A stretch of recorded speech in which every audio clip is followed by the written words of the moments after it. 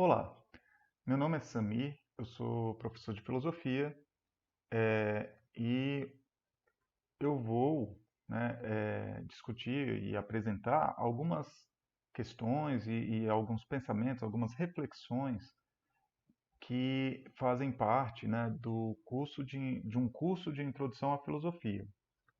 Então eu vou chamar esse vídeo aqui, né, como todos nós questionamos alguma coisa, introdução à filosofia. É normal elaborarmos perguntas. É comum questionarmos o porquê das coisas. Algumas dessas questões são respondidas, por exemplo, pelas ciências, pelas artes, pela religião. Mas existem questões para as quais as respostas que encontramos nas ciências, nas artes, nas religiões, não são tão satisfatórias, não são tão suficientes, né? Não são suficientes. Elas não nos desinquietam, né? São respostas que parece que fica faltando algo. Para esses casos, necessitamos da filosofia, principalmente para esses casos, né? A filosofia, então, vai tratar de questões, né, de perguntas e de respostas, e muitas vezes são perguntas que ainda não foram respondidas a contento, que existem teorias que tentam respondê-las, mas não são suficientes ainda. Se vemos que uma determinada resposta não é suficiente e achamos que a pergunta é de fato relevante, então a gente tem que procurar outras respostas. Não existe outra maneira de nos tranquilizarmos, né? Temos que ter alguma explicação mais razoável para essas questões. Então, são questões relevantes, são questões que se impõem, né? Elas, de alguma maneira, a gente acha que essas questões são importantes. Não adianta fingir para si mesmo que elas não são importantes ou que essa resposta insuficiente resolve o problema. Esse formato, né, essa estrutura relativa à questão lembra algo que o Kant falava na Crítica da Razão Pura, que às vezes a razão elabora problemas que a própria razão não dá conta de tratar, né? São problemas que se impõem à nossa razão, mas que a razão não consegue resolver. A filosofia não dará necessariamente respostas, né, definitivas para essas questões. Ou seja, a filosofia não serve para dar respostas às questões que não têm respostas. Ela representa muito mais uma busca, né? Nem todas as pessoas têm incômodo com essas perguntas, com esses problemas. E nem sempre, né, um filósofo está tá, envolvido com as questões filosóficas. A filosofia, então, representa busca por respostas. É a busca, é o caminho, né? A gente pode entender filosofia a partir desse ponto de vista. O que nos faz perguntar? O que estaria na origem do nosso questionamento? Eu suspeito que seja a relação que possa existir, né, entre ordem e desordem no universo, por exemplo. Né? O universo tem um pouquinho de ordem, tem um pouquinho de desordem, às vezes mais desordem do que ordem. Às vezes a gente acha que em alguns sistemas, algumas partes do universo estão mais ordenadas, mais organizadas, do que desorganizadas.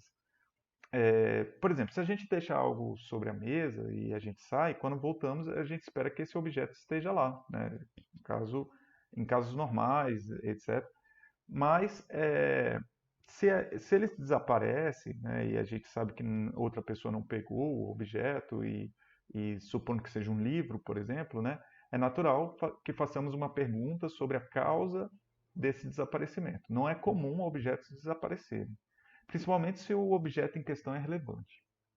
Uma questão filosófica relevante é a que pede por explicações para a existência, as coisas que existem. Né? Por que nós existimos? Por que as coisas existem? Por que certas coisas existem? Ou em outro formato, né? Uma outra estrutura. Por que o mundo e não o nada? Por que as coisas são, de fato, como são e não de uma forma diferente?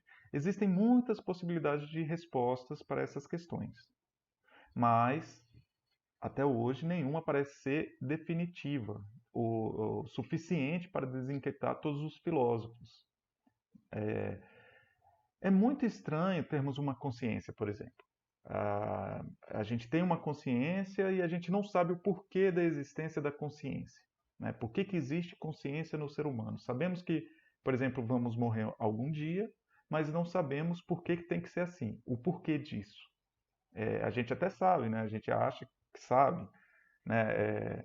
De alguma forma, eu procuro na biologia, a biologia me diz que as células elas vão sendo modificadas com o tempo e que é natural que os organismos pereçam, mas essa explicação esse porquê, né, essa explicação que a biologia dá não é suficiente para o meu anseio filosófico, para eu entender de fato o que está acontecendo, por que há vida e por que ela desaparece, por que são essas as regras, né? A biologia não dá essas respostas. Ela pode explicar por que as pessoas morrem, os animais, o, a, os vegetais, etc. Tem um fim. Sabemos muitos porquês, ou seja, eu sei que eu vou morrer algum dia, mas sabemos poucos porquês. A gente não sabe por que que isso acontece, e esse porquê não é um porquê só científico ou uma explicação parcial, né? A gente quer saber o porquê em várias dimensões, né? Sabemos que estamos vivos, mas não sabemos o porquê de estarmos vivos. Podemos até saber que temos alimento suficiente, ar para respirar, água, né? Isso nos mantém vivos, mas não sabemos de onde veio a vida e por que que ela veio, né? Sabemos que existe um universo, mas não sabemos o porquê de existir um universo. Por que que o universo existe? Nem sempre tais questões estão nos incomodando. Nem sempre a gente se preocupa com essas questões. Nem sempre a gente está filosofando.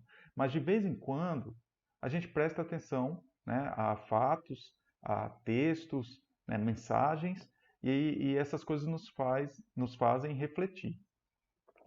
Então, quando a gente lida com certos fenômenos, é possível que a gente passe a fazer tais perguntas.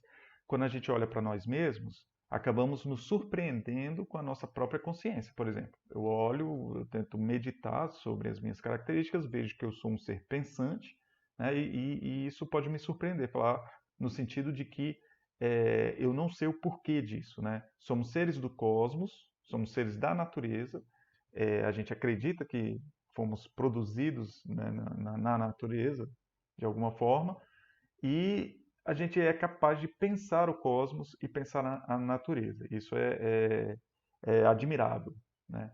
Somos produtos da natureza, mas que consegue olhar para a natureza, que percebe e tenta compreender a natureza. Isso é uma característica da reflexão, é um caráter reflexivo.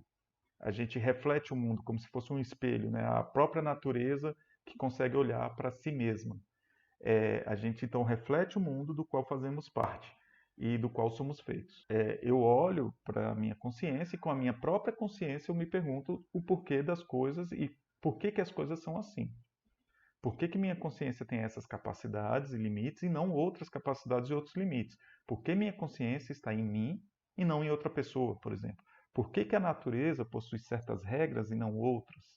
Por que que a física, né? A física o que que a gente entende por física, né? Um conjunto de teorias que explicam os fenômenos físicos, que dá conta da previsão de certos fenômenos físicos. Por que que a física tem que ser dessa forma e não de outra? Quem ou o que fez as escolhas para que o mundo fosse do jeito que ele é? E por que que ele tem que ser desse jeito? Mesmo que a gente acredite em um Deus, pode ser, né? A pessoa acredita em um Deus, que esse Deus criou todas as coisas como elas são, mas as perguntas continuam, né? Podem continuar. Ou seja, a pessoa pode perguntar por que que Deus fez isso, por que que Deus fez o mundo, né? Qual é a razão? É, por que que Deus criou o mundo e criou da forma como ele é, e não de outra forma? Esse incômodo pode continuar, ou seja, o filósofo, mesmo que acredite em Deus, continua fazendo filosofia ou tendo atitudes filosóficas, atitudes intelectuais filosóficas. Essa pergunta também pode ser entendida a partir das religiões politeístas, ou seja, por que que os deuses dessas religiões politeístas constroem um mundo tal como ele é? Né? Qual o sentido de tudo isso? Por que essa organização e não outra? Na minha humilde opinião, né, acho que o sentido do universo não está exatamente no universo, mas em nós mesmos. Somos nós que damos sentidos a tudo, e esse sentido é uma espécie de escolha. A gente faz a escolha. Nós temos que escolher qual sentido que daremos para o mundo e, consequentemente, para nós mesmos. Essa resposta não é minha, né? Não fui eu que pensei essa forma de olhar para as perguntas e para o sentido do mundo. Ela tem influências da filosofia existencialista, mais especificamente da filosofia existencialista do Jean-Paul Sartre. A explicação científica do mundo nos diz que existem ondas, partículas e forças que interagem segundo certas regras e que essas regras, junto com esses elementos, sustentam a realidade física. Essa explicação foi construída a partir de um método, né, e a validade dela se dá pelo fato de muitos experimentos diferentes terem chegado aos mesmos resultados. Isso nos faz crer que o mundo segue algumas regras e que é fiel a tais regras.